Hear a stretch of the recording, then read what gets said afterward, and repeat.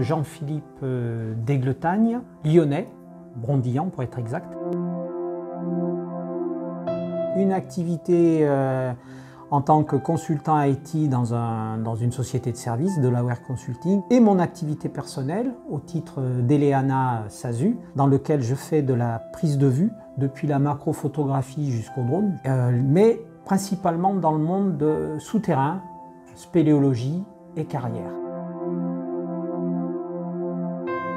Mon ambition, c'est de pouvoir faire visiter ces mondes souterrains à n'importe qui de manière la plus simple possible et la plus percutante possible.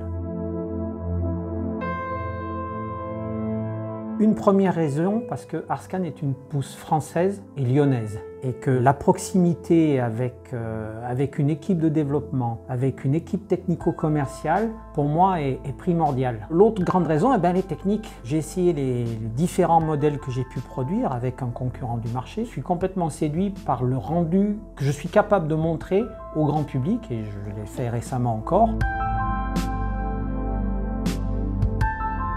Réellement, le côté fluidité du viewer est primordial pour que la personne se sente réellement à l'aise, n'ait pas du mal de la VR comme on peut rencontrer quand on est dans des images 360 plates qui ne bougent pas en fonction du mouvement du visiteur.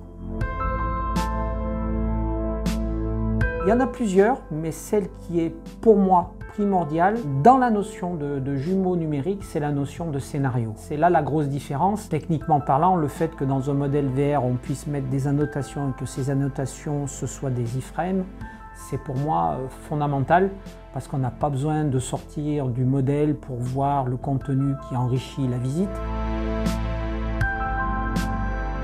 Fluidité. Parce que quand on fait même un gros modèle sur Arscan, c'est fantastique. Quand on tourne la tête, alors je vais parler de mon expérience VR, quand on tourne la tête dans le masque, on n'a aucun tuilage n'apparaît.